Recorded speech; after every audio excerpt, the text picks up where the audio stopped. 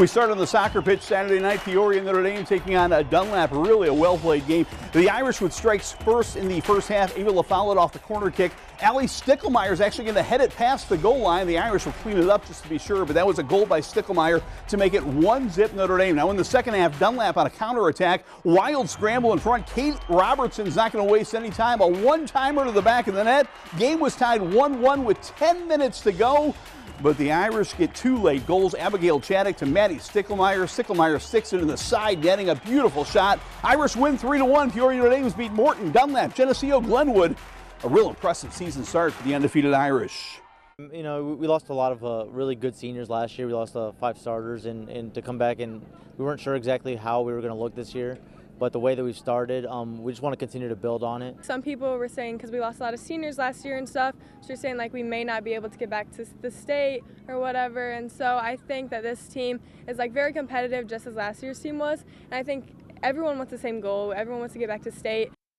A great start for Peoria Notre Dame. The Morton Potters are looking good in the Mid-Illini Conference, led by their 2 senior standouts. How about Addie Day? She had 4 goals in the Potters' win at Metamora. A 4-goal game for Addie Day.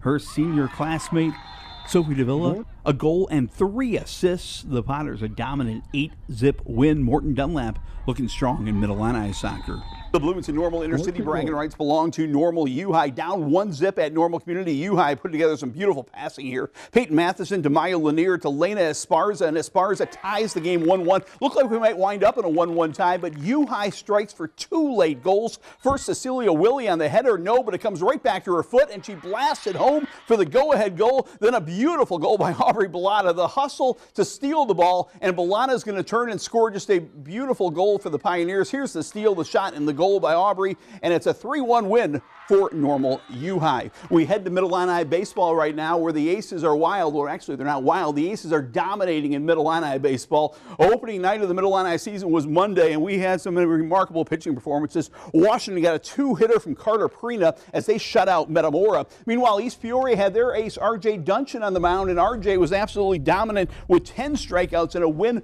over Limestone. Now, Limestone came back to win the second game of that series, but Morton was also a winner on opening night behind their ace. Bradley Braves recruit Ryan Schaffner at 7 innings, 11 strikeouts, no walks, a 1-hitter. The Mid-Illini is loaded with great teams and great pitching. I think the top 5 or 6 teams in the Mid-Illini they would not embarrass themselves in a super sectional. I just say Mondays in the Mid-Illini are going to be worth the price of admission when you're looking at Duncan and Van Houten and I mean, all the guys. I mean, Limestone's throwing a sophomore Daxon Bickler, and we got the professor Schaffner going on Mondays. A loaded field. The Mid-Illini teams all headed to the same sectional, and yes, Joliet Catholic is coming south for that sectional. The Big 12 baseball conference race is being dominated by who else? Normal Community. The Ironmen went undefeated in the Big 12 a year ago. They're off to a 4-0 start this year, although teams like Bloomington are right with them early in the season. But Normal Community down 2-0 at Peoria Notre Dame. They rally to get the victory. Kyle Beatty drives in Carter Harris with the opposite field double. Then Max Heineman, he's swinging a red-hot bat.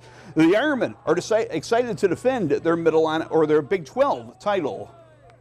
Our mentality is, you know, what do we need to do today? What do we need to do to be better today than we were yesterday?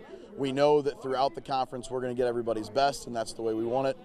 There are really good teams and really good arms in our conference this year. So, you know, running the table last year was really fun, but nobody's betting on that, and nobody should bet on that. I mean, we just really good competition day in and day out, great coaching.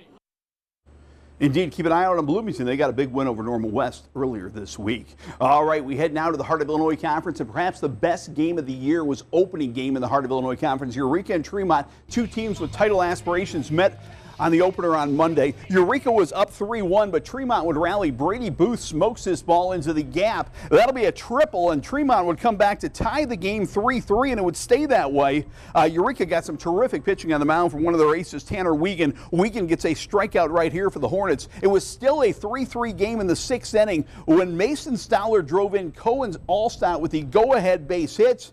Eureka goes on to win it 7-3. Allstott making sure with a big 2-run base hit here, the dagger in the 7th inning. A big conference win for Eureka. Opening day, but it felt like a championship type game Monday. Tremont, we knew they were a good ball club coming in, and we knew they were going to be one of the top conference teams to play, and we wanted to start our conference off right, and we did that. You know, we had several opportunities to score runs. We didn't get down, didn't press, and we knew that we'd have those opportunities again. Yeah, this one was really huge for us. You know, first conference game. You know, we can be a little nervous at times, but I thought everyone as a team stepped up and everyone played to the best of their ability to beat these guys. A great small school softball matchup, Illini Bluffs versus Brimfield. The two pitchers were dealing. Sawyer Drury was lights out, the strikeout right there. So was Cora Ellison for Illini Bluffs. She gets a strikeout to get out of a jam here. In the third inning, one of the most feared hitters in Illinois steps into the plate. It's Sarah Finn, and Sarah Finn is going to score the only point of the game. She's going to plant this ball, I think, in the soybeans out there. Look at that thing go. Wow. Way out of the yard. Out of focus too, Jim, but way out of the yard. Sarah Finn touches home plate with the only run of the game. 1-zip IB.